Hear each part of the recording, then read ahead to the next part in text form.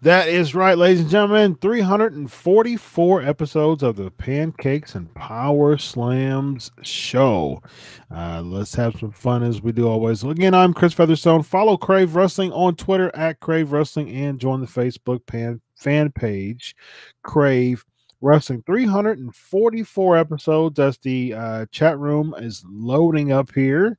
And we will continue to have fun as we do always. We got a lot to talk about. Like I said, live Q&A today with the former Impact Wrestling tag team champion. And we also have a lot else to talk about. It's going to be a stacked show tonight. Got some predictions. We got some controversial stuff that's going on right now within the other company, if you will. So without further ado, ladies and gentlemen, let's jump right into it. Without any further delay, former Impact Wrestling Tag Team Champion with here is Hernandez. How are you tonight, sir?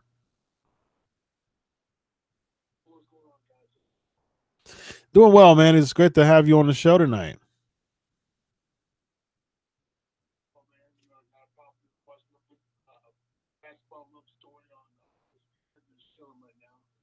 Awesome.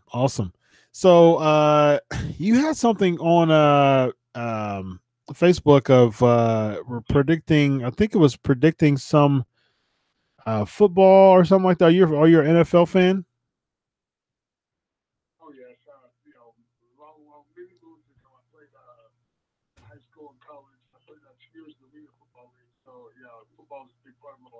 Oh, nice. What pro team do you like?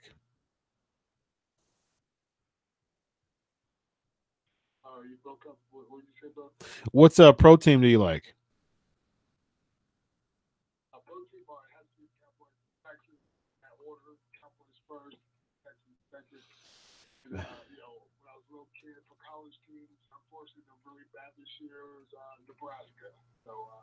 Oh, Cornhusker.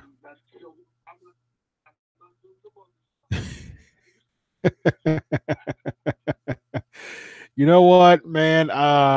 Okay, I'm with you on Nebraska. Actually, you know the Cowboys are my least favorite pro football team. To be honest with you, they're like they're like the Michigan of the pro football to me. I'm an Ohio guy, Ohio born and bred, so I'm a big Buckeye fan. So I'm with you on Nebraska because you know Nebraska's a Big Ten team, although Nebraska isn't doing very well at all this year. Yeah.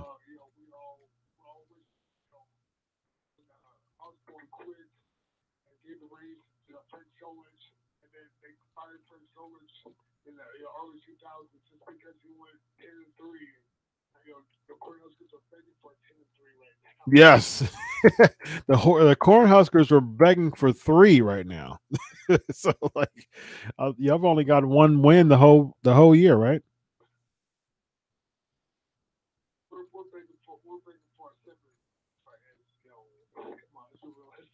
Yeah. Exactly, exactly. Yeah, I think you only got one. I think you only have one win the whole year, if I'm not mistaken. So yeah, it should you know should be interesting. So yeah, actually, interestingly enough, Ohio State plays Nebraska this weekend. So you know it'll be quite interesting to see. All right, so with that, yeah, it's gonna be fun to see. I think Ohio State's gonna crush Nebraska, but you know maybe you guys can do a little better come the years. I think uh, bringing Scott Frost into the mix may have been a good idea. Um, yeah, well, they took his UCF undefeated record, and you know I think they gave him big money to come to Nebraska. So you know we'll see.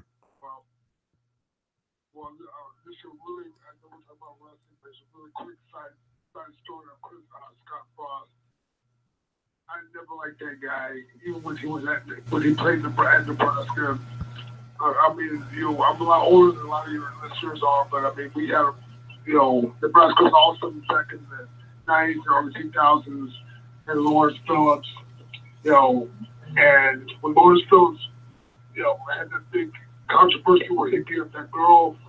He climbed the balcony to beat her to jump into her apartment. Scott Frost was in the apartment and just walked out and let that girl get beat up. Oh, wow. Wow. Well, so I would never vouch for Scott Frost ever. Wow. Well, that's definitely understandable why you wouldn't do that, because that's yikes. That's some quite some deep stuff there. All right, so let's see. Yeah, exactly. Exactly. Well, on that note, it's funny because I have this thing which is like segueing on things that just aren't really segueing, and so this is the perfect time. Speaking of Scott Frost, we have some Q&A questions that are ready for you to start off the show tonight.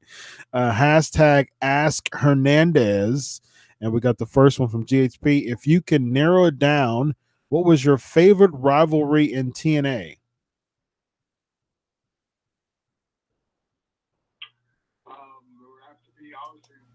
The biggest one we had was AJ and Christopher Daniels. Okay. It's every week and every pay-per-view we had those guys. Basically, when you have those phenomenal two athletes, and Hollis was huge. You can bring them on the East Coast series at the time. Because you don't want to be the weak link in the match. Every week I was those guys. Just don't be the weak link. They were just churning out in their sleep 3, 4, 5-star matches. I mean, it was definitely stressful at that time for me. Yeah. And but you're one of those. See, here's the thing with you though. You're a big guy. You're definitely considered a big guy in the business, but you're able to do a dive outside of the ring like the Undertaker used to do. So going against people like that, that was one of those things that going against people like that, you have to show a little bit more endurance when it comes to that. And so, where'd you get your wrestling style from? Well, I got trained here in Texas and Houston. I live in San Antonio now, but I got trained in Houston with Tugboat Taylor and his son Chaz. They're from when ESPN had the Global Day. Yeah, Global DWF. I remember that. Yeah. They trained me. They trained me to do the stuff I do, but I mean, for the basics and stuff like that. Yes. And, I've been with being so close to Mexico and being very, very fortunate to be early in my career to get a chance to wrestle in Japan, just doing different things. At the time I was, right now I slimmed down a lot. I'm 250. I was 305, 310 back those days. And I was doing, dives over the top rope, moonsaults, you name it, I was doing it. And, we did something different. I mean, everyone sees guys, just throw guys around. I mean, you want to do something different, make a name for yourself. So, and when I started getting trained in Houston, I was like the third smallest guy in my wrestling school. We only had 2 guys under 200 pounds. The rest were like 350 or bigger. So, I mean, what kind of moves am I going to do to a 350 to 400 pound guy? Yeah. You got to learn how to fly. Right, exactly. Yeah. You got Rob asking, how did you get your start in wrestling? I did want a real job, honestly. That's a good answer. I did, honestly, being honest, I did, like I said, high school college football, played 2 years in the arena here in Texas, and you wouldn't get paid that well. They still didn't pay that well, so I just went to powerlifting. I started doing really good at that, but you win trophies, you don't win money, so I met Tug and all the F guys came at the time, and the Gold's Gym, and I was hooked. I was ready to go, and that was like 97. Oh wow! So it's been what, 21 years now? Yeah, but I'm an old man now. Yeah. Yeah. Well, you're still trucking along, man. We got the LAX, well, the OGs with Homicide and also King as kind of like the player coach. It's interesting to see that version of LAX back in the TNA Impact Wrestling fold, because you all were definitely one of the staple tag teams in Impact Wrestling as it started to really grow. How does it feel to come back, in this type of wave of Impact Wrestling? Is a lot different than the management, the style, a lot of things have changed since, you were a mainstay in Impact Wrestling before. How does it feel being in this kind of newer version of Impact Wrestling? Very, very awkward. Really? I came back. I just proved how it is. I mean, I came back June 2nd. The taking's there, and I believe the deal maybe like 2 weeks beforehand with Sanjay Dutt, and I was like, so long as I'm tagged with Homicide, cool, I'll come back, see whatever happens. And so me and Homicide were sitting in the bleachers, and we're watching the guys go through the matches and stuff like this, and I go, what is going on, man? I mean, we didn't know no one in the ring. We didn't know who none of these guys were. Now, we're not being brutal, disrespectful.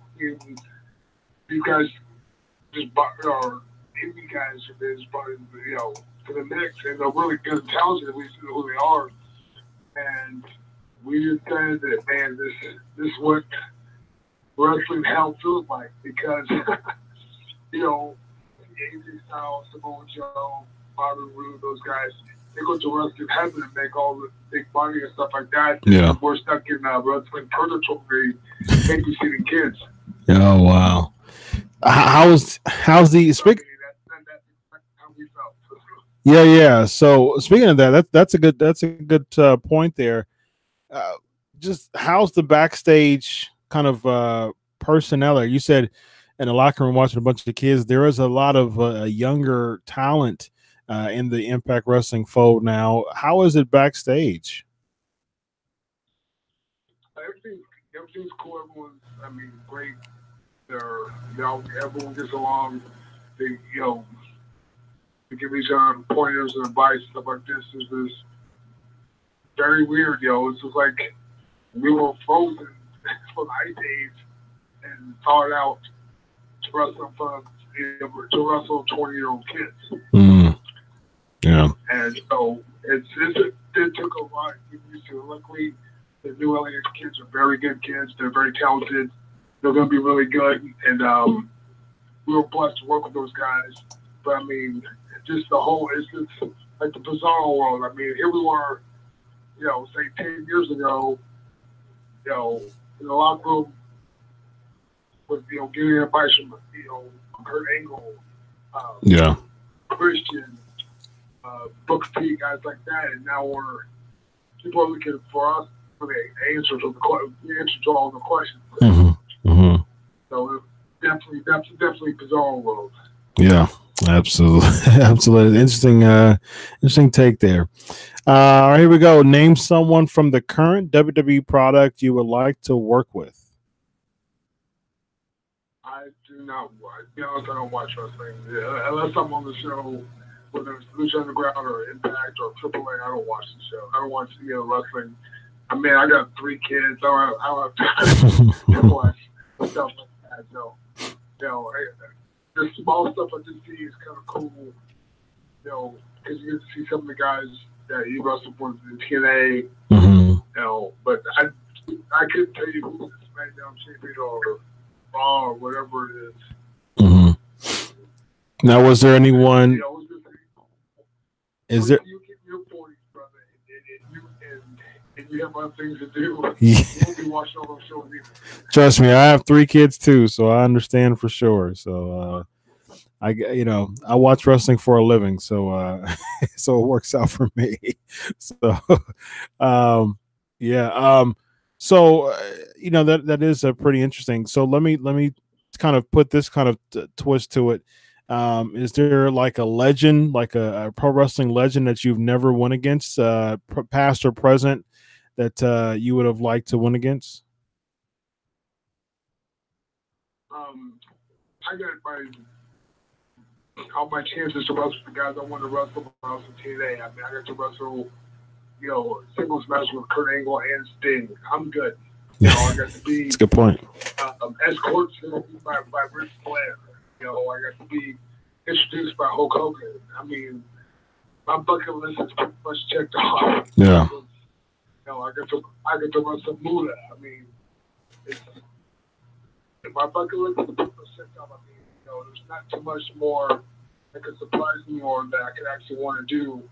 I like working with the other guys. It's cool, but I mean, as far as when I was a younger wrestler, marking out to the bigger names, my bucket list is done, man. Yeah, that's a good point. All those names that you mentioned are some of the best ever. So that's for sure. All right, so let's talk about. All right, so did Hogan have a positive influence on you when he was in TNA?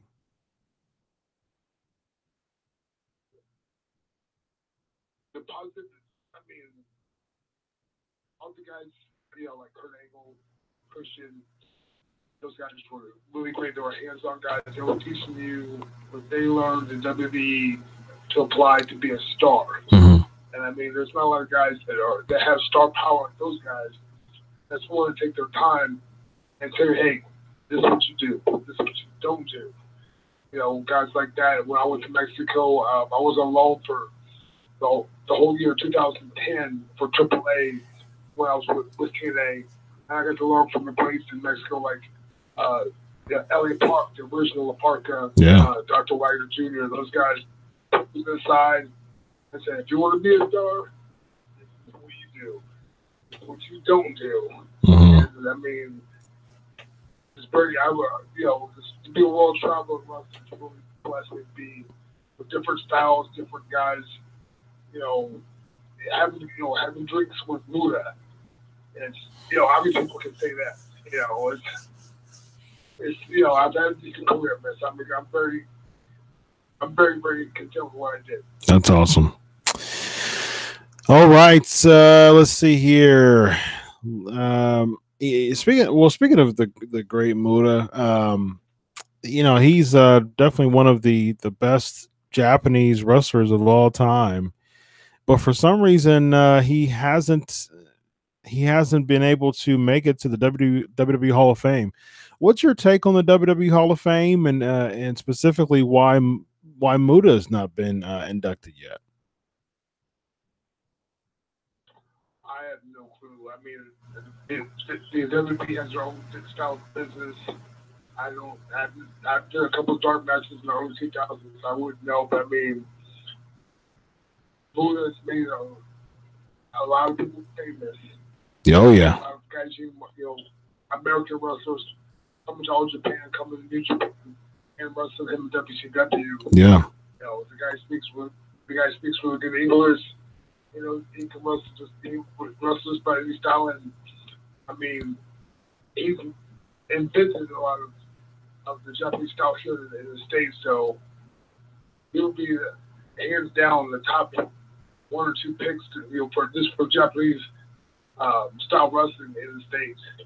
Yeah, definitely one of the best ever as far as Japanese style wrestlers going into the American style. Sounds good. I think there's one one comment here. Love the Mexican backbreaker. I cringed every time you delivered it. That is all. That's comment there from GHP. So the border toss. Who came up with that name, and what made you come up with that particular finisher? I've been doing that finish probably since I don't know, almost 2 years now. Mm-hmm. And the actual name came from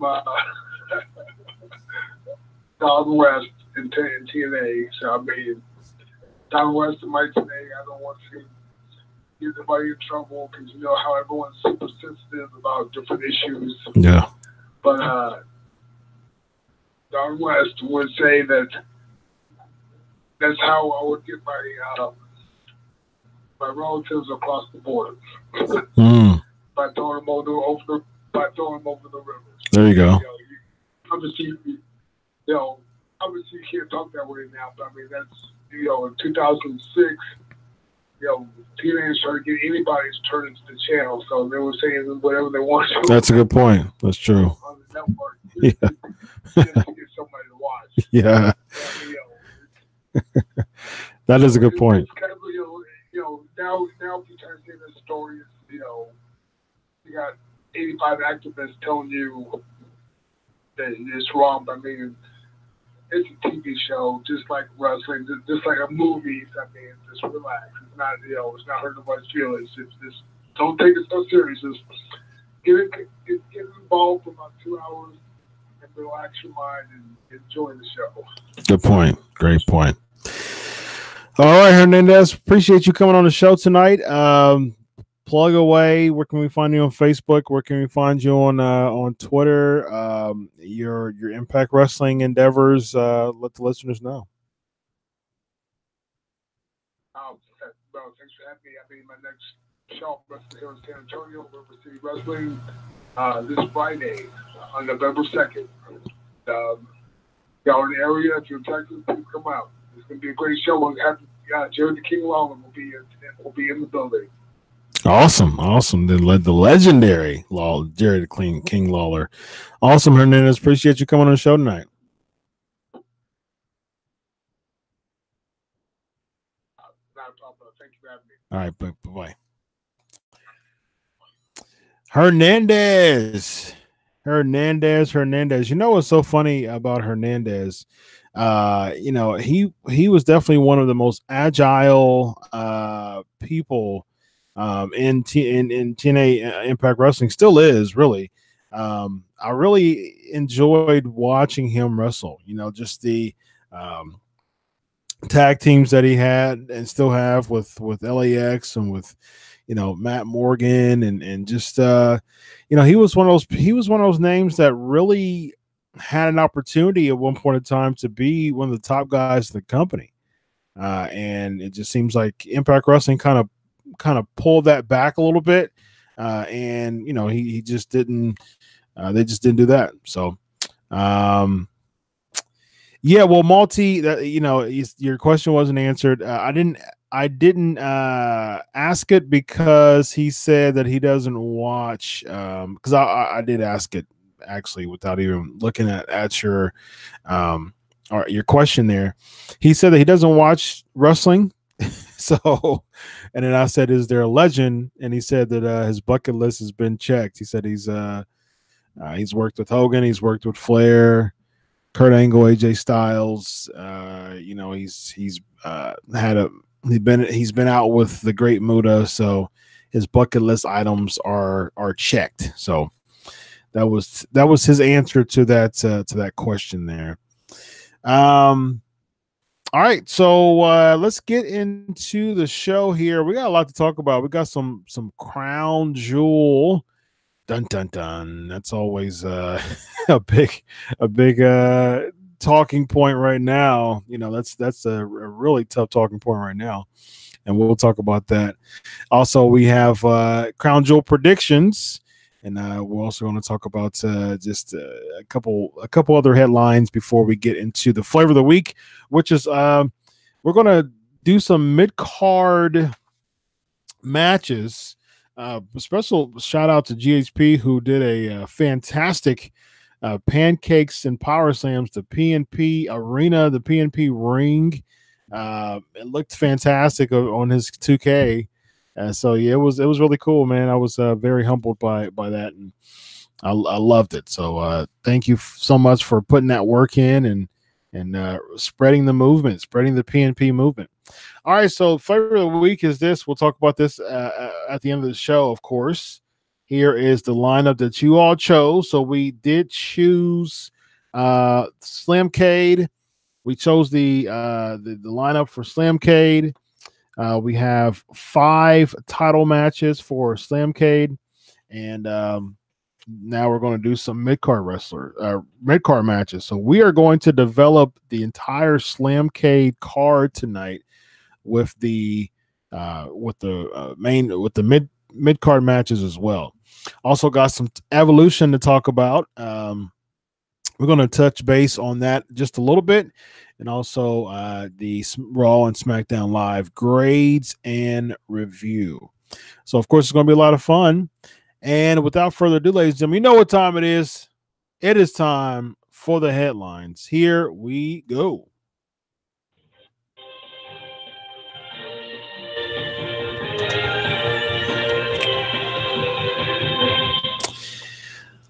All right. So Daniel Bryan and John Cena.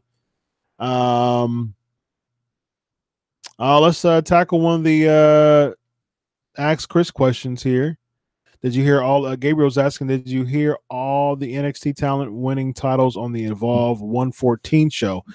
I didn't. I just did the Street Profits win too? I know that Fabian Ochner won the Evolve championship. I believe he won the Evolve championship, and I know the Street Profits were competing. I don't know. I didn't know they actually won the tag team title. So keep me updated on that. Yeah, I did hear about Renee Young working as an announcer for Crown Jewel. You know, it's really interesting. I'm a type of, with that, it comes like, I have to see that to believe that. Like, that won't be confirmed. That won't be confirmed until I see it, because that's a big, okay, Gabriel. So they are the tag teams. I'm glad they are, because they're a very, very popular tag team. For those who don't know, Montez Ford actually just got married a few months back to Bianca Belair. So they are an item. And they're, according to social media, they're inseparable, and they're in love. They're in love. So kudos to them. Yeah, so about Renee Young as a possible announcer for Crown Jewel, that is surprising to me. That is so surprising to me, because what's going on? It's Pancakes and Powerslams. Let's go. What's going on, CJ? Yeah, so it's quite interesting to me that Renee Young would possibly go work, and it's so funny because they had to send an apology for having females on the promotion videos 6 months ago at the Greatest Royal Rumble. So that is a big jump. If they don't even allow women to be by themselves, they have to be with families. At the shows. They just started allowing women to do things alone, like drive and things like that. And there's a lot more to go. So very interesting. Yeah, I would hope that I would hope that Renee works remote. That would be my hope, because I don't know, man. That's a little sketchy to me if she's working there live, for her safety.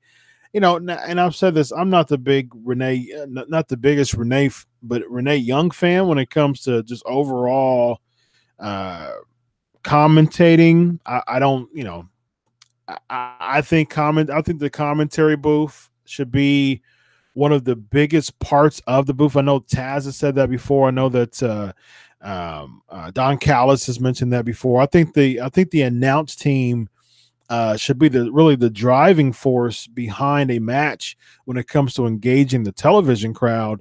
And I personally don't think Renee adds to that, to be honest. However, it is awesome. It is awesome that she was able to land a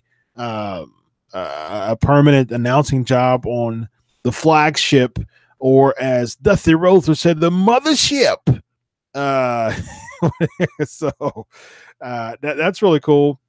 But as far as that adding to it, I don't see it, to be honest with you. But this, for the sake of her safety, though, I don't even know if that's really a good call from the WWE, because I would imagine that they would have to.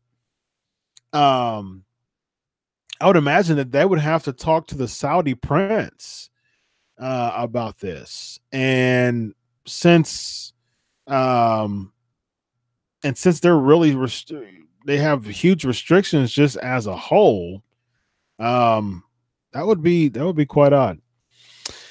Yeah, Zed, mothership. Very, very interesting. All right, any hashtag ask Chris questions I will address. And let's talk about Evolution real quick. My overall thoughts on Evolution is I was actually pleasantly surprised. It actually was.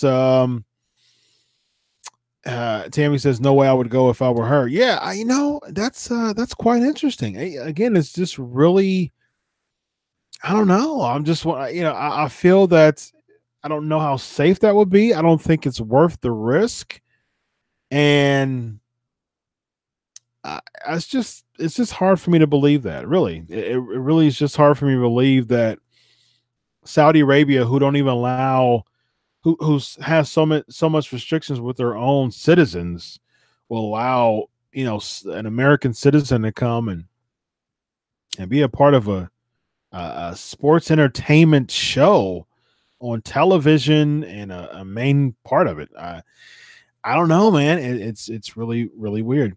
By the way, we have Survivor Series Q&A. All Survivor Series or trivia.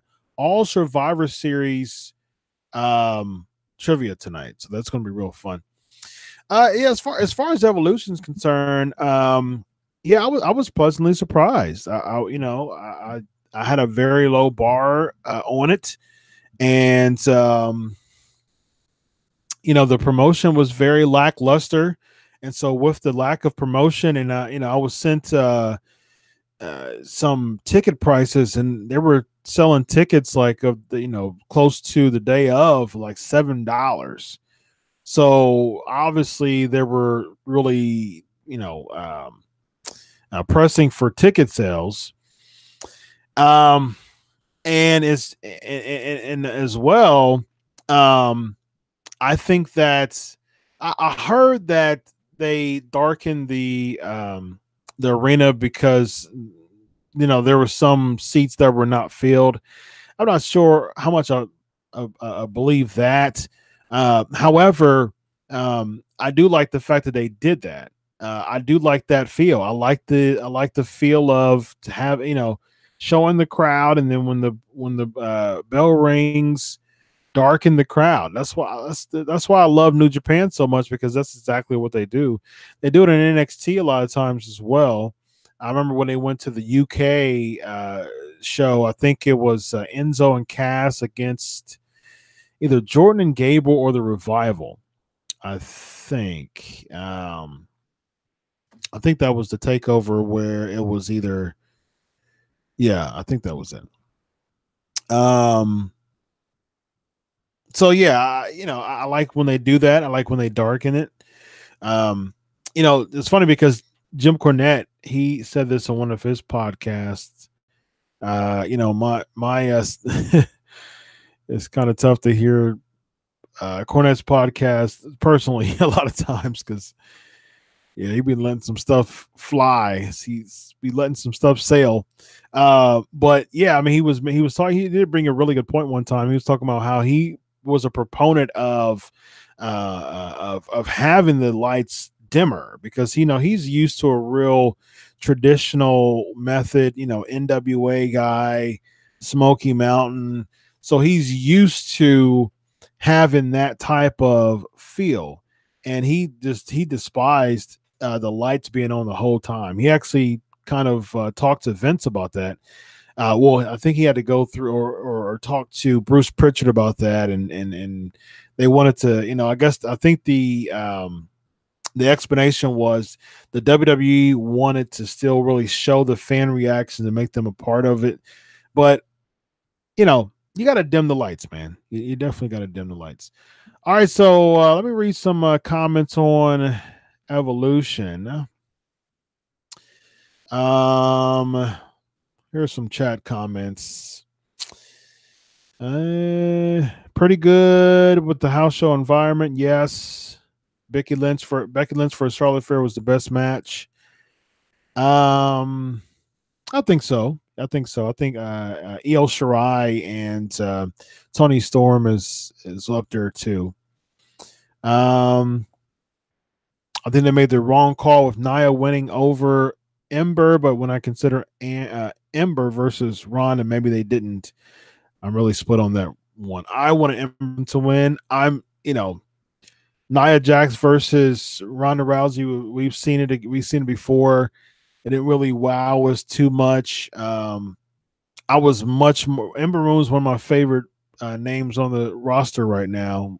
And I think Ember and the crowd was behind Ember Moon. She's amazing in the ring. She's a clear-cut baby face. Fans love her. And I think it would have been a much, much better choice, honestly. Only thing that irked me was it being advertised as the first all-female pay-per-view. Okay. It was definitely a Triple H produced show. You can tell that from the setup. I get why Nikki versus Ronda was the main event. I do as well of Evolution, but in my opinion, it should have been Becky Lynch versus Charlotte Flair.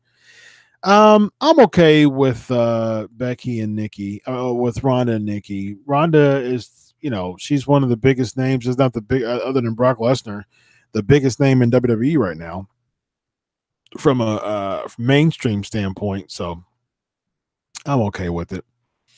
Dim lights do look nice. Other than that, I was only disappointed in that there weren't a couple of more matches on the show. I think the matches were cool. The timing was good. I'm glad that it was shorter than a 4-hour pay-per-view. Yeah, I don't want to see Ember turning on Asuka, jobbing to the champions. Yes. Yeah. And plus Nia can get a shot anytime she wants. I agree. So a lot of the chat room, most of the chat room agrees with me as far as it should have been Ember Moon. So I agree. I think that's one of the biggest momentums that you have right now with Ember Moon. So just real quick match by match. I understand that Lita and Trish, I don't know, man. Unpopular opinion alert. I wasn't very impressed with the Lita and Trish showing. Trish looked good. Lita looked very sloppy, to be honest, and that's coming from someone who Lita's my all-time favorite women's wrestler. But she looked a bit sloppy, sadly. But it was a good start. It was a good opener, from the nostalgia standpoint. I get it. One thing I didn't like though was Raw that they did a 10-man. I didn't like that. A 10-person, 10-woman tag team. Lita looked bad. Hello, glad you agree, Chris. I concur. Yeah. Okay, so I'm glad I'm not the only person. She looks slow. Yeah, I'm glad I'm not the only person. And it's sad to me because to me, like I said, Lita's my all-time favorite. It was.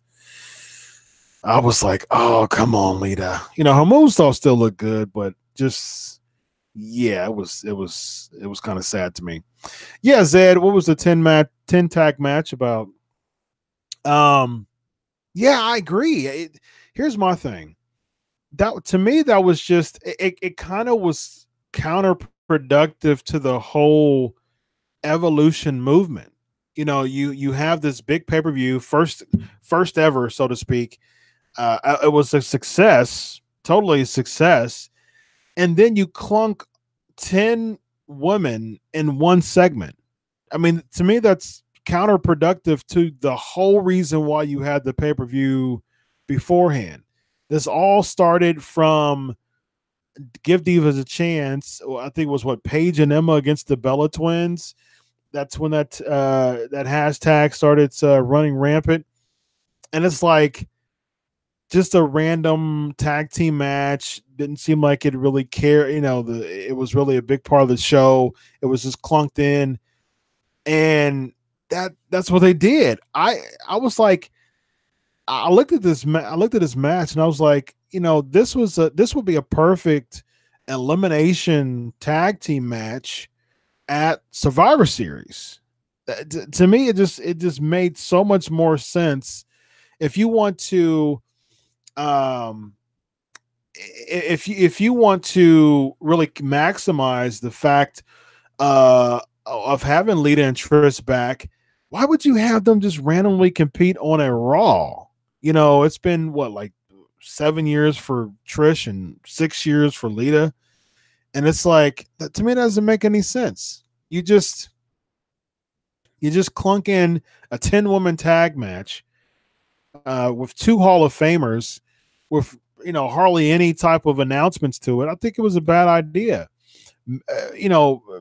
Make money, promote it well, have Lita and Trish come back, and just have a 10-woman elimination tag match. Lita, Trish, Natalya, Sasha, Becky against the Riot Squad and Alicia Fox and Mickie James. I don't understand how you wouldn't do that. That didn't make sense to me. They were very counterproductive to the whole reason for the pay-per-view the night before. We talked about the Battle Royal. Overall, was good. I mean, Michelle McCool still looked good in the ring. She's still younger. She's under 40. I think she's 38 now. Tori Wilson, she looks great for her age, and she's really keeping up with being, real super duper fit, which is awesome. But every time I see Tori Wilson in the ring, I'm like, 2005, 2006, paddle on a pole and lingerie pillow fights and bra and panties match and evening gown matches. And I'm like, that was Tori Wilson's experience in the ring. She's never been really a competitive wrestler. It's no fault of her own. That's just what she was handed at the time that she was there. Her father Al, and all that, and Sable, and interesting. Yeah, I agree, Tammy. It seems lazy with that 10-woman tag match that should have been promoted to be on Survivor Series. That makes sense. Didn't make sense at all. At 56, yeah, good point, CJ. Ivy almost won at 56 years old. 56 years old still looks like she did, 20 years ago. So very, very great. Alundra Blaze, 54. It was good to see her back. She's a legend. Good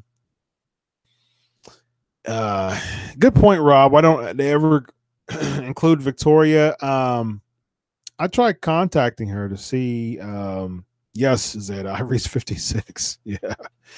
I haven't managed to get her contact, and also contacted one of my sources to contact her as well, and he said he was, but haven't got back from anything from anybody as far as just why Victoria doesn't get contacted for WWE stuff. That's weird to me. Really, really weird to me. Yeah, same thing with Kelly too. And she's young. She's like 31, 2, somewhere around there. Thankfully, she was a big part of the WWE in her time, but eye candy for sure, but legend? No. Just because you quit, just because you stopped wrestling early in your career doesn't make you a legend if you come back. So, um, she is 1987, so she's 31 years old. Kelly's 31 years old, so she'll be 32 in January. So, yes, you can create a legendary career and still be young, but legend, Kelly, no, I don't think those are synonymous whatsoever. So, you know, I was glad that she came back. It was good to have her a part of the show, but definitely not a legend. I wouldn't call her a legend. Doubt Multi believes he doubts AJ Lee would ever come back. Yeah, I agree. As long as CM Punk doesn't want anything to do with WWE, old wifey it feels the same way, I believe. So Multi went to see Victoria, Oksana, Caitlyn, and AJ Lee in the Battle Royal. That did surprise me that Caitlyn wasn't a part of it. So especially since she was a part of the Mae Young Classic. So Gabriel got to meet Victoria and Kelly in person, and they are both awesome people. I've heard that. I've heard that both were very awesome. Yep. All right. Let's see. What about more about Evolution? Baszler and Shirai. I mean, Baszler and Storm was good. I'm glad. They had the four horsewomen. Well, three of the four horsewomen, or two, Jessamine Duke and Marina. Oh goodness, what's her name? Jessamine Duke and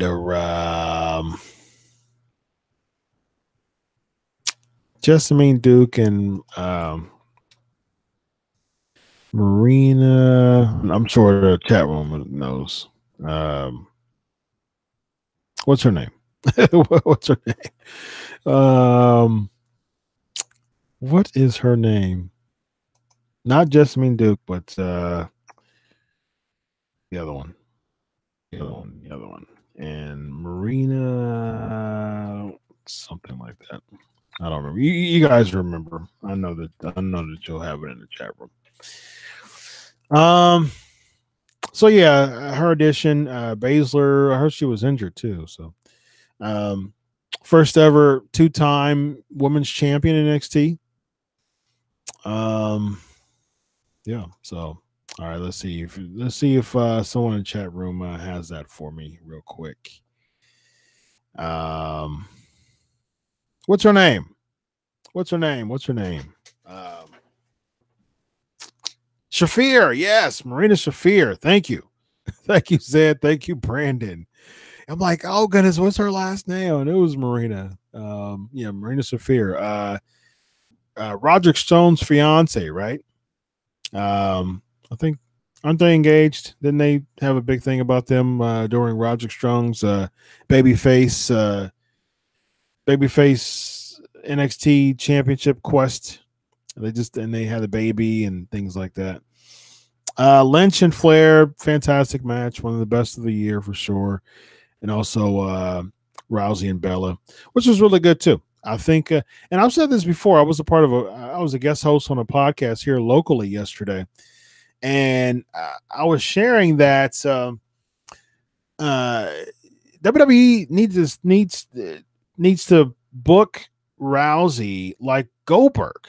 It just, to me, just realistically, having tough matches against Nikki Bella, and Alicia Fox and Alexa Bliss, that doesn't make any sense to me. She should run roughshod at least until Mania, because if she ran roughshod to, through her opponents until Mania, it would make whoever she loses to at Mania that much stronger.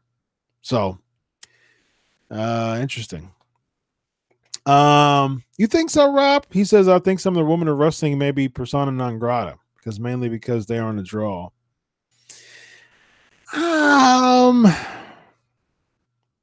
Interesting. I don't think a lack of drawing power would make someone persona non grata in WWE, because to be honest with you, I mean, Kelly didn't draw, per se. So, Meltzer said that Chyna's injury isn't serious. She was told to use crutches as a percussion. Okay, that's awesome. All right, and yeah, so that's about it. Besides the fact that it was a better match, yeah, it was awesome match, but at the same time, I just don't think Vince cares about giving certain women a second chance like he does, man.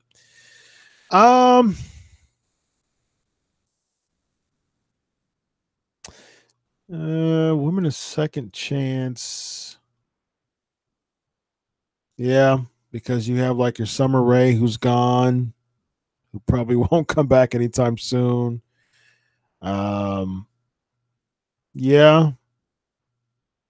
Well, Paige, you could say Paige, because it seemed like Paige was trying to get up out of WWE when she was with Del Rio, but she stayed in, and now she's a general manager. So, all right, ladies and gentlemen, let's bring on Evan Tech Proud. How are you tonight, sir? What's going on, man? Sorry, I don't know if it's my phone, myself. I hear you okay, but it's like a little choppy. So if it's any delay, I apologize. No problem. I should have started talking real slow, methodical. Like last night on Raw, Cena, Undertaker put me to sleep. Can we speed this up? I should do a cut of promo. Evan Tech Proud, how are you tonight? Because if you say that you are anything beyond great, I will make sure that you will be worse and that you will rest in peace. There's my cane. What do you think? What do you think about my cane? Let me know, chat room. What do you think about my cane? What do you think?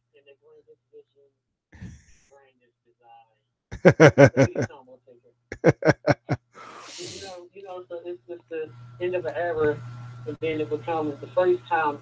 No, the end of the era, then it becomes the last time ever, and then it becomes the first time ever. So what is going on with the timeline? Yeah. I thought Dragon Ball Z was bad. Any anime fans get that reference to their timeline, but WWE takes the cake. Oh man. So awesome, and you will. Sounds just like King. 2 weeks ago. Yeah. But they act like you never saw it, so they're gonna build it for the first time ever. The Generation X, Brothers Destruction. Yeah, first time ever. The same match 4 weeks ago. Yeah, when did this happen? 4 weeks ago. Yeah. Sounds just like King 2 hours later. Zed says gets the polls ready for Mayor Chris Kane. I want to thank you for allowing me to be a part of the Knox County mayoral election. And I want to thank everybody for picking me to be your new mayor of Knox County. I am Glenn Jacobs, and I want to thank you all for not choosing the other person, and you will rest in peace. There you go. There you go. Yeah, the voice sympathizer. Yeah. Wow, boy. I want bacon. Like he never talks fast and slow. Yeah. That is. Imagine it's a conversation between us for so long. So boring. Pancakes and Powerslams. Oh man! All right, so I'll put the volume up for Evan on this a little bit. Discord, is that an app or something? Someone people keep saying Discord, so let me know. Send me that on Twitter. We just usually do the voice thing for now because we do the voice thing for now because of the audio for Pancakes and Power Slams. Was somebody saying something about Lio Rush? So I got Lashley. That's what I'll do for now. My man. People, it's got to the point where people's gotten to the point where people just don't like Lio Rush. I like Lio Rush, man. I'm a big fan. I'm a big fan of Lio Rush. So, I told you how I feel. I like Rush. Put it to bed. He's from Virginia, not too far from me, and I'm proud of him. I'm proud of him. Yeah. But here's the thing about Lio Rush. I don't like the fact. I mean, I like what they're doing with him as a heel. I'm a big fan of that. However, I will say this: I'm not a fan of Bobby Lashley right now as a heel. I think they're not really doing anything with him. I'm just not. It's just kind of blah. It's kind of bland, and I don't think it's I don't think it's a really good idea. I just. With him on the mic, with Lio Rush on the mic during the match, I'm just like, what exactly are we doing here? And I understand that that's getting him heat, but here's the problem, though. I don't think that Lio Rush is. I don't think Lio Rush on the mic is really helping Bobby Lashley, because here's the thing. I think more than anything is actually putting Lio Rush over than Bobby Lashley. So I think it's kind of an adverse effect for Lashley and more benefiting Lio Rush. So I think they should reconsider that for sure. Got a couple Ask Chris questions. Rob is asking, is Lio Rush's problem the mic? I mean, it works so well with the megaphone with Jimmy Hart. Maybe that's a better thing to use. Something seems off. No, I wouldn't do the megaphone because Lio Rush's voice is kind of high pitched, but it's not like Jimmy Hart, mouth of the South, bullhorn type of pitch to me. D-Max asking, did you know that MLW has been added to the Fight TV app library? I have Fight TV app, and MLW's great people, so I converse with them often, and it's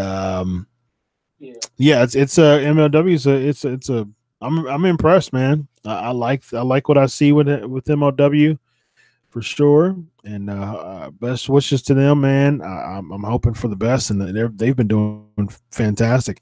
It was good, I've had Court Bauer on the show before. I'm really happy that they decided to really bring it back, bring MLW back, because MLW was a thing like 15, 16 years back, 17 years back. So yeah, I'm getting another request to do the Lio Rush voice. I'm getting another request to do the Lio Rush voice with my man Bobby Lashley. There you go. Yeah, the MLW title is huge. Well, low key's a smaller guy, so him as champion and holding that MLW championship is very interesting. Sufi's asking, what's the feud that will put Lashley back on the in the mix, or is he already an afterthought? It's a good question. I guess you has to. Yes, JP hashtag voice request day. I like it. As a heel, it looks like they're doing him and Finn, but that's not really. That isn't really. Yeah, it's not really working. It's not. It's that's not going to help Lashley at all. He can beat Finn Balor for the next month, and that's not going to help him move the needle of importance. Yeah, it's not going to do anything for Lashley. And as far as the feud is concerned, I suppose Braun Strowman. I suppose you can do Braun and Lashley, but I don't know, man. I still don't know. I honestly, turning him babyface and feuding against Brock Lesnar before Lesnar is gone for good would be ideal for me because as a heel, it's not working. Zed is asking, have you heard of Raw is going to feature more 205 live talent like with the Lucha House Party on Monday? I meant to reach out to my sources on that. That's I'm glad you mentioned that because it seems like that they are doing, because I think that was like a Triple H call to say we don't want to feature 205 live because first of all, it gets buried in Raw, and two, we want to make 205 Live a standalone brand. So I don't know if that is because, of course they didn't feature like Cedric Alexander and Buddy Murphy and things like that. So that's interesting. Maybe Lucha House Party is actually going to be an actual Raw team because they actually beat the Revival. So they're not, Revival's not a part of 205 Live. So it seems like they're bringing Lucha House Party up as an actual tag team. Kalisto's been, U.S. champion. So we'll see. Has Finn, asked Chris, has Finn become the guy who just puts over heels who aren't quite main event title ready yet? It seems like it. Yeah, it seems like it. They're not. Man, Finn has become just so low on the importance poll, for sure. So, no, I haven't got a response. I forgot about that actually. I was asked, did I ever get a response of what the locker room thinks of Brock Lesnar? No, I have not. I didn't look into it. You guys got to remember. You guys got to remind me stuff like that. Tweet me at Chris Prolific. So remind me about stuff like that because my day is so long. I can't really fit it in 24 hours, and I barely do. So remind me about that stuff. Brandon's asking who was used worse, Bret Hart when he came to WCW or Goldberg when he first debuted in WWE? That is an excellent question, Brandon. What do you think, Evan? Which one? I'll answer. But what do you think? Oh, no, that's easy.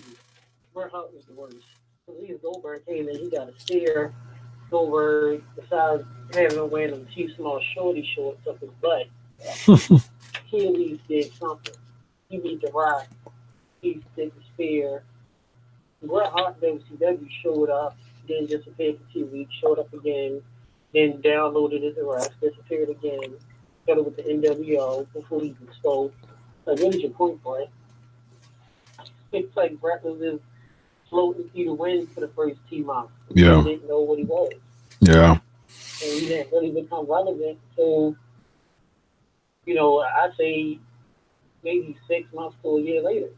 Goldberg at least was able to spear The Rock, beat The Rock. He treated with Triple H. He added some movesets and still had no moments. Yeah. Bret Hart, man. Yeah, Goldberg came in right out the gate, spearing The Rock. So he won the world title. Bret Hart won the world title too, but it was, yeah, that's true. Main song was bad. Yeah. Oh goodness. Yeah. Yeah. Yeah. I'm gonna go with Bret. I'm gonna go with Bret Hart. Because at least Goldberg's run was not very good. But at least he won the title. At least he, had a WrestleMania against Brock Lesnar. It wasn't nearly as good as his WCW run. I think that's the reason why so many people was disappointed because he was such the man, as Bobby Heenan would say, in WWE. Yeah, but Bret, yikes. That's a good point. Goldberg still did memorable stuff. He stayed Christian time on Raw. Yeah. Doing the Powerslams. Yep. The Elimination Chamber. Yeah. 03, which is one of my favorites. He still did memorable stuff, even though the run wasn't his WCW. Mm-hmm. What did Bret do in WCW? Okay, the spear with the metal plate. He had the dream match against Sting. The new NWO, which actually wasn't too bad. Wasn't too bad with him and was it him and Jarrett and Holland Steiner or Nash and Steiner? The new NWO that he made that he led. Yeah, the silver and black. Yeah, I know it was him and Jarrett. It wasn't too bad. Yeah, we'll see. Yeah, he did. He did. Yeah. But you know what? Kind of think about it. In all honesty, what's in here naming the few things Bret did in WCW that's memorable is just as memorable as Goldberg. So I think the only reason why Goldberg isn't as bad is because Goldberg they shot him to the roof when he first showed up. With Bret, it took Bret a little while before he actually won. So kind of think of it. I mean, nothing's crazy. Now, time to think of it, I don't know, man. I might have to. As you got to think about it, I might have to go with Goldberg now. I think Goldberg was worse. Because at least Bret had the ending. You know what I mean? Bret had the concussions and all of that with Goldberg, but Bret, now to think about it, Bret did win WCW and Goldberg did WWE. Besides winning the title, sparing the Rock in a relationship with the Goldberg team. Yeah, I mean his run was not his run wasn't good. Comparatively speaking, his run was tough, but it took Bret more to really get into a position to be a top guy. Yeah, it's like I said, it's a really good question. Goldberg still had a pretty impressive resume during his time and during his short run, the WWE. Yeah, so it's on both sides. It was pretty bad on both sides, honestly. So, all right. So, what do y'all think about John Cena and Daniel Bryan? We saw it, official tonight. Daniel Bryan's out. He's refusing to go. So the reports are true. John Cena was replaced by Bobby Lashley. Daniel Bryan's going to be replaced by Samoa Joe, as we saw on SmackDown. Hey, good for them. Standing their ground on not going. It makes me wonder if I don't think this is the case, but it makes me wonder if Daniel Bryan would have been, champ if he would have won the title. So it makes me wonder about that. I don't see it, but I don't see it personally, but it wouldn't surprise me if Daniel Bryan was supposed to win the title in Saudi Arabia and they changed that because they won a WWE championship match. But the WWE championship needs a change of pace. I'm actually tired of seeing AJ versus Joe. You lose against AJ Styles and you attack him, and that gives you a WWE championship match. So does that mean that anybody who attacks you can get a WWE championship match? Like, I don't get the logic there. I know that there's momentum, and I know that there's animosity between the two, but hey, I'm going to give you a WWE championship match because you attacked me after I beat you. So if anything, I wouldn't give you a tag team title match. I would fight you in a non-title match. Because you attacked me, you get rewarded a championship match. That doesn't make logical sense to me. So Rob is asking, Chris, can we build a 205 live like we are building our own federation tonight in the next Flavor of the Week? Well, remind me of that. Next week we're going to do the best theme songs of WWE. We're going to do the tournament bracket. That is next on deck as far as the Flavor of the Weeks, I believe. So we'll do that one. Sufi's asking, should they add some high stakes in the SmackDown versus Raw matches rather than some meaningless bragging rights? I was thinking the same thing. Maybe the team wins the most matches, gets to pick one superstar and no champs allowed. I like that. That's a really cool idea. Yeah, it just seems there's no leverage. There's no stipulation to it. It's like SmackDown has become bragging rights. It's just like Raw versus SmackDown. Yeah. You know, I mean, it just doesn't make. There's no. I mean, yeah, okay, brand supremacy. Shane said he would hate that Stephanie McMahon won the World Cup, and now he has this crazy stipulation of if SmackDown person make to the finals and don't win, they're fired from SmackDown. Yeah, I mean, I don't really care about those stakes, to be honest with you. That doesn't make much sense to me. And it just, I don't know. It just seems like maybe who wins the most out of Raw versus SmackDown gets to pick a draft pick, but still that still doesn't have a lot of leverage for me to care about. And so then you have maybe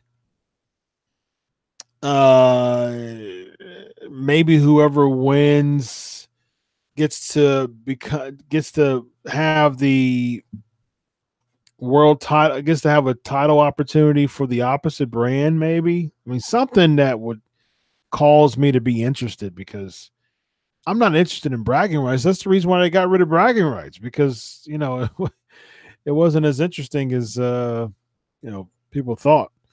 So I don't understand that every year. I missed the 2004 Sting, the Authority versus this John Cena and the Good Guys. So yeah, that doesn't make sense. So all right, let's see, ask Chris questions. So what are your thoughts on John Cena and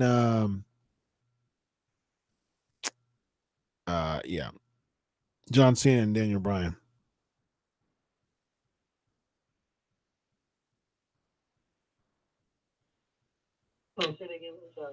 John, your thoughts on John Cena and Daniel Bryan?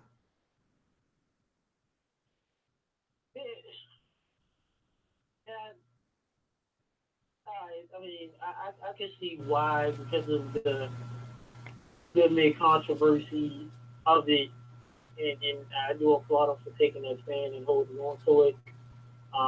Granted, the event is going to be kind of affected. Last year tickets for Cena, and they just downloaded some more Joe, which I already knew was going to happen. We talked about a week ago when we got the Chet Daniel Bryan midnight Russell. Okay, this is going to throw Joe in and just have him be the sacrificial lamb as always, and he won't ever be AJ Styles for some reason. Now, I mean, they took their stand, so, I got to stand behind them. So, they didn't, want to participate in Saudi Arabia because of the controversy of the reporter. So, I mean, they can all stand behind them in that. Yeah, I agree. The main thing is, as I said before, people, man, the WWE is still doing the pay-per-view, and like I said last week, all that money that went for advertising and marketing and that contract and millions of dollars, it's too late for them to pull out on that. I don't think WWE is going to continue to do it. Yep. It's not like this happened 6 months ago when it was, doing the negotiating. This has already been set in stone. So a lot of people are upset because they did it. I always say you run your own company, and if I'm going to companies as myself and being honest with you, we're not next, but it's knowing what it's like to run a company and dealing with money.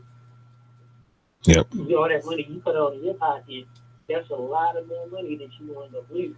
Yep. And reach your contract. So I stand behind Daniel Bryan and I'm glad that from what we gather with Falklands inside and sources, is no backlash from Bryan. Vince respected their decision. I mean, Bryan and Cena at the level where they can do what they want. It's not like it's a Elias or someone that's starting up. Then Daniel Bryan and Cena is untouchable. So if there was the Ortons and the Triple H's. So I'm glad Vince respected their decision and he was able to get replacement. So we might have to see. I just wish that the pay-per-view be unpredictable. They do Joe in, and it's like everybody they do right now is in purgatory. What is Joe doing? What is AJ doing? What is Lashley doing? What is Jinder Mahal doing? Are we beating up? Are we losing to Raw? it's like everybody's downloaded random. They just something like Call of Duty box care packages. They just drop them over the meter. Right. It's like no one has any storylines or you know what I mean, any backstory why they're doing what they're doing. So Yep. I hope Joe wins it. I mean, is it really going to change? This is AJ done. Yep. It's like he's the champ for over a year. Shout out to Jay Lethal, now becoming the second longest reigning Ring of Honor champ, heavyweight champion, surpassing Nigel McGuinness. But it's like, what is Styles doing? He's champ for a year, but no one cares. Yeah. And I'm friends with AJ Styles. And, you know, even before they really were friends, we gave each other phone numbers ahead. But it's just, give it to Joe. He's something different. Yeah, I don't know how I feel about that either. So, well, you know what time it is. It is time for a dance break. We them rebels everybody wanna talk about. We stay up all night and cause a riot, scream and shout.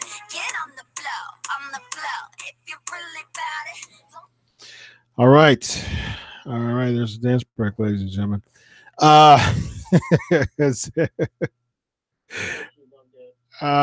love it. I absolutely 100% love it. It's one of the best things on SmackDown, ladies and gentlemen. Zed is asking, has there ever been much smack talk between the two brands throughout the years and past Survivor Series builds? No, not really. Gabriel, what can WWE do to make the mid-card titles more relevant than they are right now? Build better storylines, and they had the narrative to say for with Shinsuke Nakamura. Yeah, he picks and chooses, you know, where he wants to defend it. I'm like, that is a cover up for saying WWE doesn't know how to book him as U.S. champion. That was a terrible cover up. Let's see. All right, so we'll give. People are liking the dance break. I'm glad you guys enjoyed it. There was an extra. Oh yeah, are fans just as guilty in this KSA decision for continuing to never hold WWE accountable for their controversial decisions, or just another case of WWE not caring about fan opinion? You know, like Evan was saying, it's a money thing. And I wouldn't say never hold WWE accountable for controversial decisions, because if that was the case, we would still be having a, you know, Moolah, you know, battle royal, fabulous Moolah battle royal. So that would change quick because of fan protest. Now it just seems, you know, there was just so much money. I mean, with the Moolah thing, there wasn't any money with calling the battle royal, you know, in honor of fabulous Moolah. You know, there's millions of dollars that is tied up into this Saudi Arabia deal that, you know, even Vince said in the current quarter earnings, you know, conference call, you know, they just really can't back out. It's just not a good financial move to back out. So I can get it. I understand. You know, I'm not a big fan of all this that's going on, but I can definitely understand the purpose and point of it. So, little Jimmy dance break. Yeah, little Jimmy was dancing with me. Yeah, I'm glad you guys saw. All right, so your grades on Raw. What are your grades on Raw? Quick synopsis of Raw. Baron Corbin having an in-ring promo interrupted. Oh, real quick before we do that, your thoughts on Jericho and Jim Ross potentially starting a brand? Yeah, so that would be really interesting if that was a thing. If that, I don't know. I don't know how I feel about that, because I think Jericho and WWE still, you know, still is cool when he makes his appearances and it means something. JR calling for WrestleMania is still awesome to see. So I don't know. I guess from a personal standpoint, I don't know how just starting a new promotion, if that is even a thing, by starting a brand new promotion, even works. So I don't know. What do you think about that, Evan? Yeah, I was thinking about that too. Jim Ross is going to be another promotion, and it's a catch-22. Do we want to see competition again? We do. And then on the flip side, it's going to be kind of tough. So I know Jim Ross said, it's going to be a promotion with no BS. But the same question lies. Yeah. What can this new company do that's different, that's going to stand apart from Lucha Underground, from Impact, from Ring of Honor, from New Japan? You know what I mean? Yeah, exactly. Yeah, the other promotions in California, and, a company that looks out for us is Powerhouse TV. I can say because we work with the guys, and we support them, they support us. All of the, Major League Wrestling, and that's the only thing I would love for a big promotion to come in and really threaten Vince to where he really start putting out better products. But what can you do different? Yeah. What can you do that we haven't seen before? I'm sorry, how can I forget NWA and all in? Yep. What can y'all do that's different? NWA has the name and the legacy behind it. Okay, that's fine. Ring of Honor, that's how long it took them. Ring of Honor just the identity. Okay, you can have about 30 identities. Mm-hmm. But then, Impact is actually not doing bad right now. Yep. New Japan has got classics. Major League Wrestling has on the Lucha Underground is more of an episodic TV show. It's more like a television show that has wrestling. These all have identities. So what are you going to pull? What rabbit are you going to pull out your head? Or is Floyd Grace there pulling rabbits out your head for this to be different? Yeah, I don't even think it's a thing, honestly. I just yeah, it was probably some random conversation that got spreaded that probably didn't even mean anything. Yeah, it just doesn't make sense. I mean, Jericho's still doing his Fozzy thing. JR's, almost 70 years old. So, and they were talking about, I think Barry Bloom or something like that, being a financial backer. But just, Jericho's almost 50 and JR is almost 70. Starting a promotion at almost 50 and almost 70. Yeah, just financially doesn't make much sense unless you're already, huge, financially, but just them both putting in the work to make something work. I don't see it. Bunch of Ask Chris questions here before we get to the Raw review here. When that time comes, who do you think will be on the chopping block for WWE's budget cuts? Good question.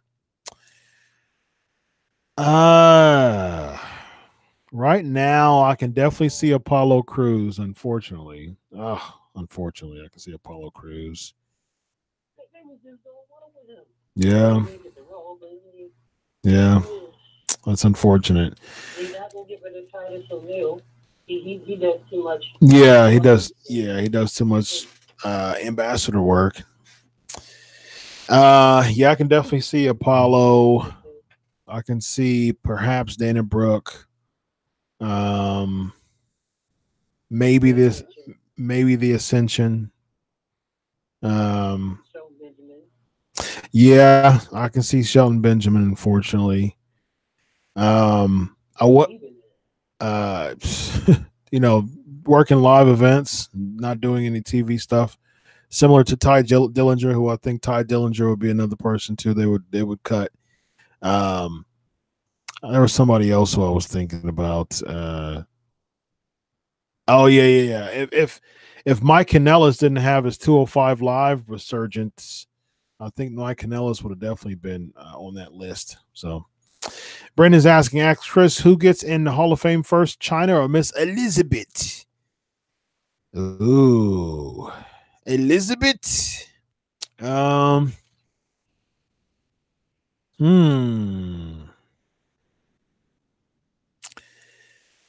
Elizabeth, she isn't like, speaking of persona non grata, She's not that. She's not that with WWE. No, I definitely wouldn't say R-Truth would be on the chopping block. R-Truth is, he's been there for a long time for a reason. He's kind of like bulletproof almost to WWE. Kurt Hawkins, on the other hand, I can definitely see him being on chopping block. Unfortunately,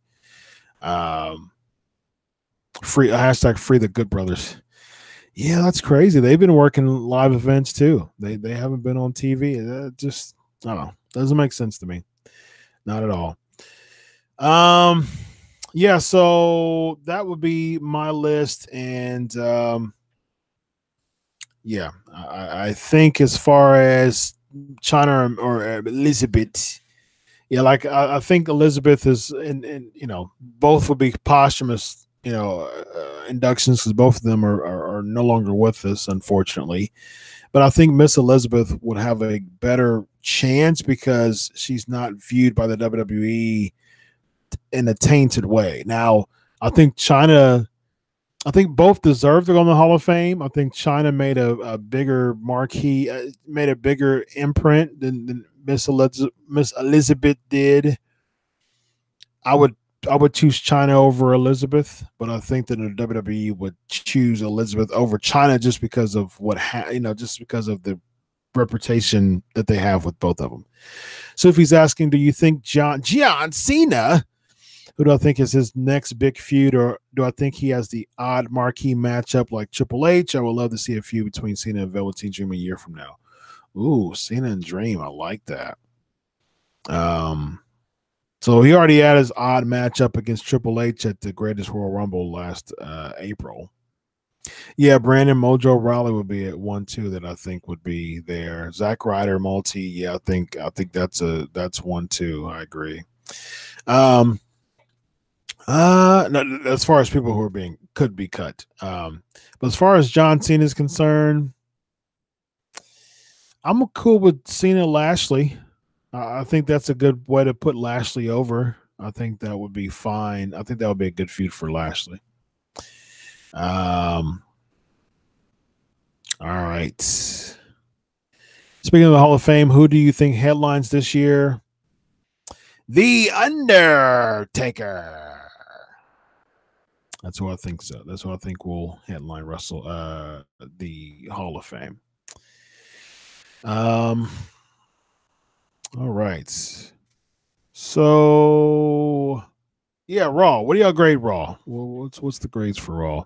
So we can get into this flavor of the week. Let's just skim through Raw. C plus. What do y'all think?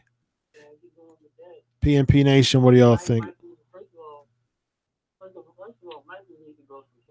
He does. Yes. Ugh.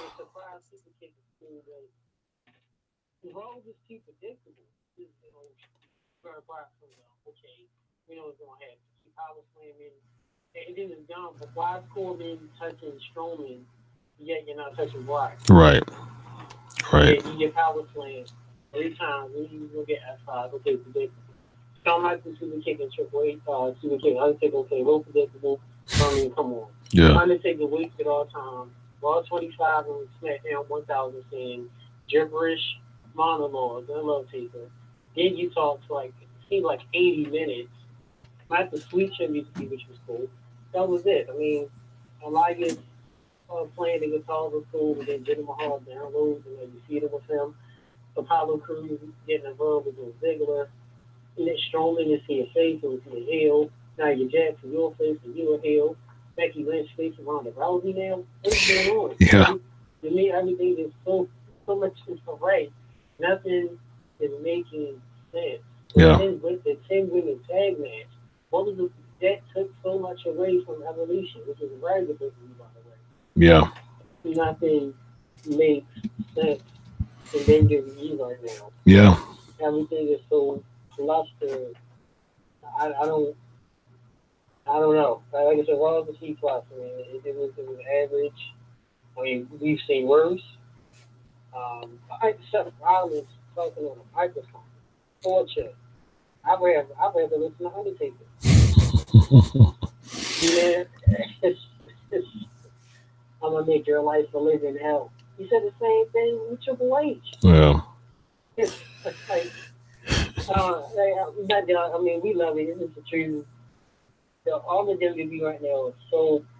The only thing that's for sure is my man still says nothing's for sure. That's right. WWE is all clustered besides NXT right now, which is seems legit. SmackDown and Raw is just. Yeah. Good comments. Good comments here. Snatching the heel heat away from Elias by turning him face. I agree.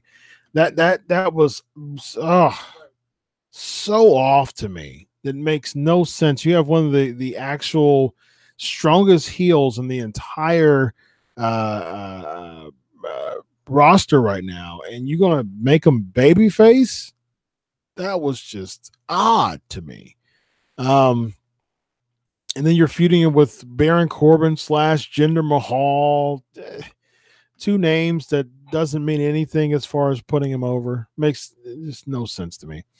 Gabriel said we need a PNP Nation shirt. We do. We do have a Pancakes and Powerslams show shirt. I'm going to bring that up to you and start. I'm going to sell it. I'm going to show it. I'm going to bring that back. I agree.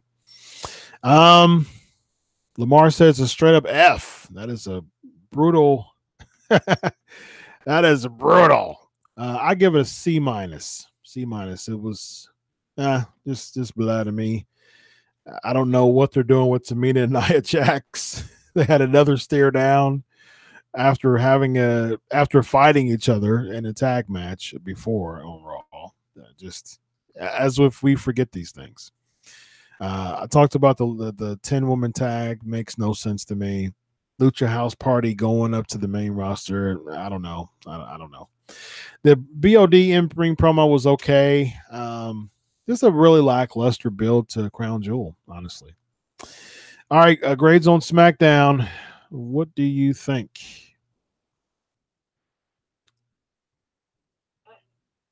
You know what? I'll give SmackDown a B- because of the Brood. New Day coming out dressed up as a Brood. I thought it was hilarious. Yeah, it was. The Daniel Bryan match against AJ, that was decent. But once again, why is AJ has yet he main event SmackDown? I think he main event SmackDown probably twice. And I'm sure GHQ's helping me out.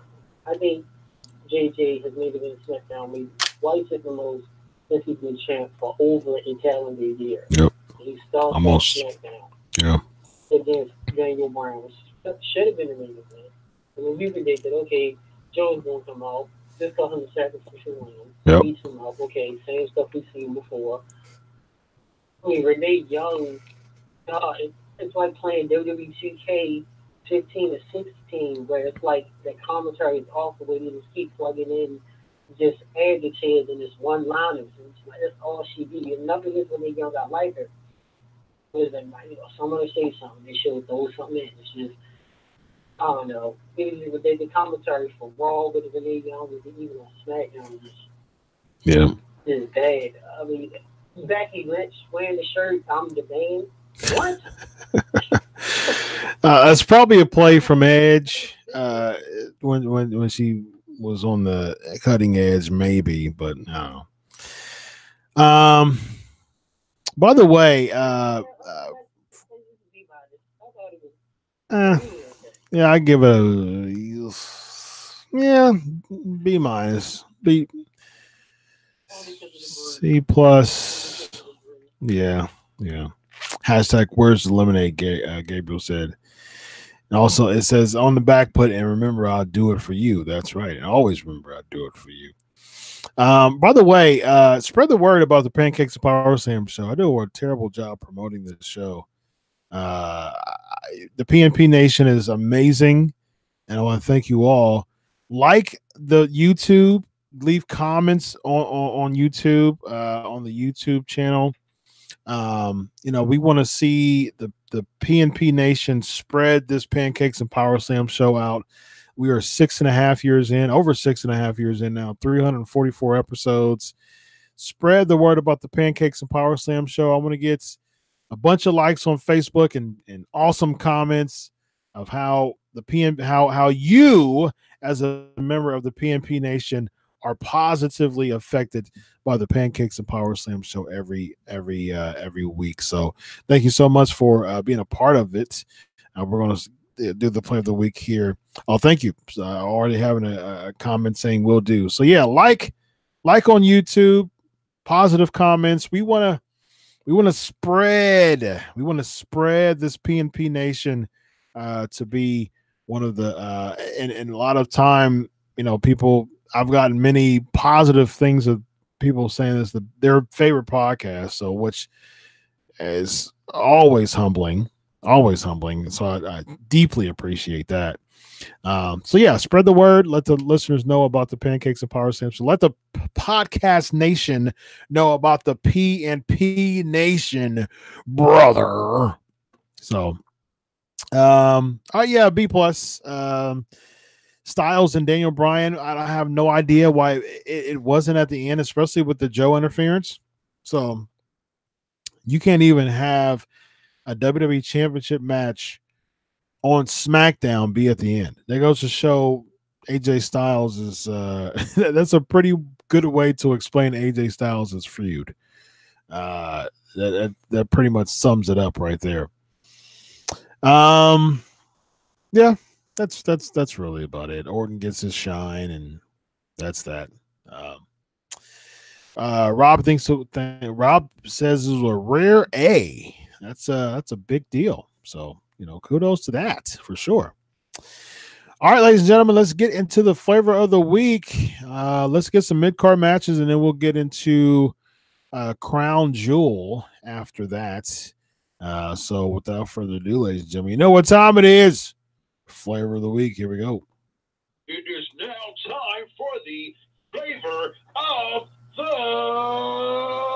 week. Yeah, the Brood stuff too was pretty funny too. I think that was awesome.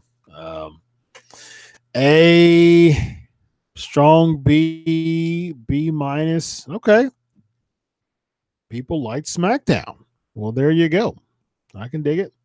All right, so let's make some mid-card matches real quick. Here's what we got. So far we have the World Championship being Omega versus Lars. This is for Slammcade, so we got to make about a few more matches for Slammcade. Omega versus Lars, and then we'll do a bunch of trivia too. I had all this Survivor Series trivia. I haven't given you any so far. Kenny Omega versus Lars Sullivan. Undisputed Era versus Finn Balor and Ricochet, which I think is I'm a big fan of that team actually. Heyman Page versus Jay Lethal for the TV title. Jericho defending against Cody for the United States title, and Asuka defending against Su Yung for the women's title. All right. So here is the roster. And let me know a few matches from here. Yeah, let me know a few matches that you have. So right now we have Penta, Zero Mero still around. Kazuchika. Wait a minute. We didn't have anything for Kazuchika Okada. Wow. Tamatanga, Marty Scurll. Don't have anything for him either. DB, Charlotte. So I guess Charlotte's. There's not another female, right? So Charlotte kind of waits in the wings as the number one contender because there's only 3 women. So right now we still have AOP, Ricochet, Revival, Styles, Bryan, Okada. Ooh. So Okada versus AJ again. I like that. I like it. That match was awesome in New Japan. So I'm fine with that. So we'll do Okada versus AJ. Okay. Ooh. Penta against Daniel Bryan. I like it. So maybe a number one contenders match between Okada and AJ. You like that? Number one contender match. Yes, Okada versus AJ Styles. Yeah, I like that Penta against Daniel Bryan. That matches, yes, that's a good match. Versus Daniel Bryan. Tama Tonga versus Marty Scurll. I like that too. That's a good match too. Tama Tonga versus Marty Scurll.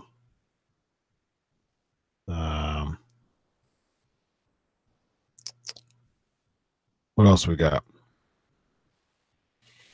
All right, so now we have we got Omega, Rhodes, Jericho, Page, Penta, Sue, Okada, Jay, Tama, Marty. So all of the non-WWE are booked now. Now we have WWE. We have AOP, AOP Revival. Okay, so Charlotte. Okay, so we have AOP versus the Revival then. Still, I don't like the fact that there's two heels, but somehow maybe we can make the Revival baby faces. Ha! Charlotte is singing the national anthem. Yes, that works. Charlotte is in the back watching the monitor. You know how they do that with the number one contender or the champion. You got to be in the back watching the monitor. So wow, so we have a 9-match Slammcade. So here's our Slammcade before we get into the predictions for Crown Jewel. Kenny Omega versus Lars Sullivan for the world title. Tag titles Undisputed Era versus Finn Balor and Ricochet. Hangman Page versus Jay Lethal for the TV title. United States title Jericho versus Cody. Women's title Asuka versus Su Yung. I agree we need more female wrestlers. But yeah, pre-show. Okay, I'm cool with that. Pre-show AOP versus Revival. So is this number one contenders match for the tag titles? You cool with that? Number one contenders match for the tag titles. So whoever wins this goes against either UE or Finn and Ricochet. So surprise new signee to take off a Halloween mask and debut at the event like Rick Rude did. I'm thinking Naito. Okay. I'm cool with that. I would do a female though. No. Okay, so how about this? How about this? How about Charlotte cuts an in-ring promo, lights go off, and she gets attacked. Someone's in the mask, and the person takes off the mask and unveils himself as who? So let me see. The first female name I see is the person who's feuding against Charlotte Flair. Does a DDP, takes off the mask, and the person is drum roll. Dun dun dun dun, and Rosemary. Oh, there you go. I like that. I like that, Zed. That's a good choice. So we're starting to get Tessa Blanchard, Lamar, and Gabriel both saying Tessa Blanchard. Oksana says multi. I don't think so. But Rosemary is a great choice. I like that. Oh, Rosemary versus Charlotte. I like it. I like Tessa too, but that makes sense. Mask, lights go down. Rosemary. All right, there we go. So that's Slammcade, ladies and gentlemen. So we have 9. So we have 9 matches, and also these number one contender Okada versus Styles, Pentagon Jr. versus Daniel Bryan, Tama Tonga versus Marty Scurll, and the Authors of Pain versus the Revival in the pre-show. So Multi said he'll get Oksana over this podcast somehow. I talked to her about being on the show. She was actually interested in coming on the show. I talked to her like last year. I never got back in touch with her. So maybe I can try to get back in touch with her for a Q&A. I can't promise anything because she's difficult to get in contact with. But yeah, that would be interesting. Yeah, Rosemary. So we got those 9 matches, and then we got Charlotte Flair cutting a promo and Rosemary attacking her. I like that. Slammcade is like, wow. In a matter of 2 weeks, we made a show that looks like it would be well worth watching for sure. Sure. Who's the GM? Sophie's asking. Who's the, do we have a GM? Sure. Who do you think?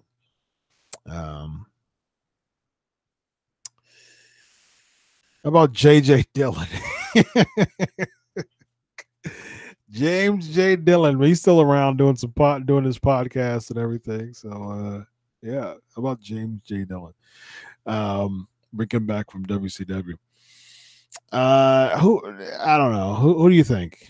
Matt Stryker, you have like an Alex Riley or something like that. What do you think? What do you think, PNP Nation?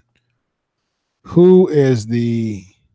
Oh, my boy, Kalen Croft. Really? Okay. It's a buddy of mine. Matt Hardy. Okay. Lio Rush. Amy Lee. Bob Backlund. Teddy Long. Okay. I like that idea. Oh, I'm seeing more Kalen Croft. Paul Heyman. That's a good choice, though. Bob Geigel.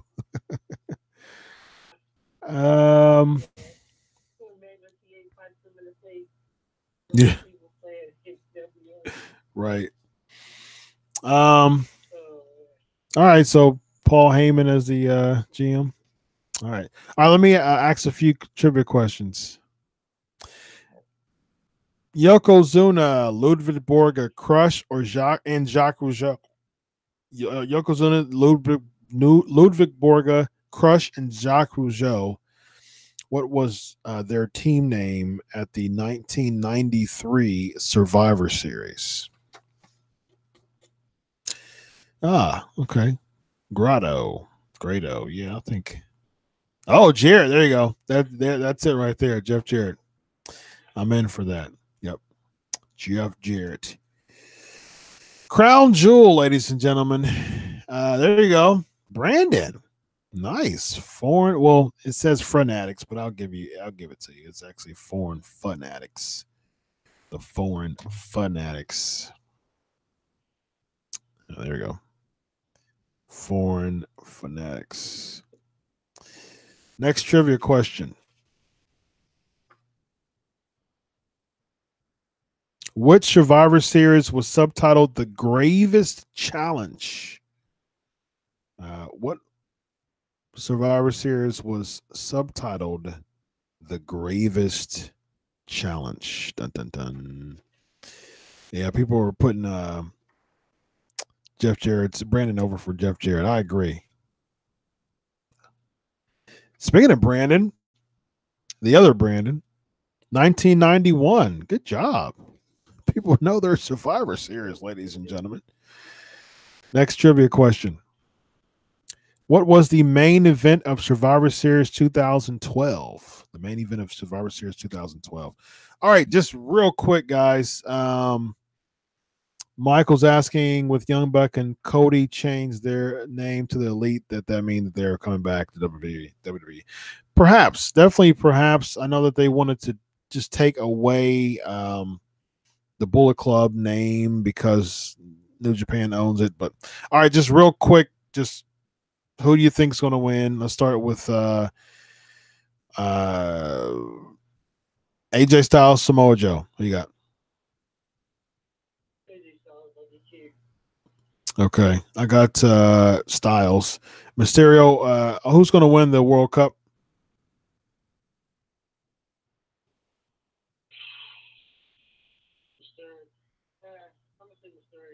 I'll say Angle. I'll say Angle. The Bar versus the New Day.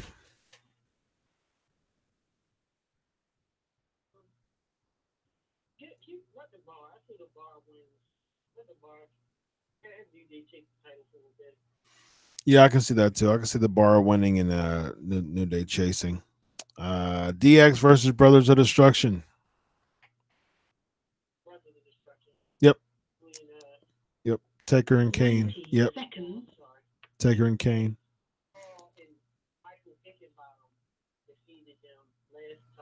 Yeah. All right, Lesnar, Strowman. Who you got?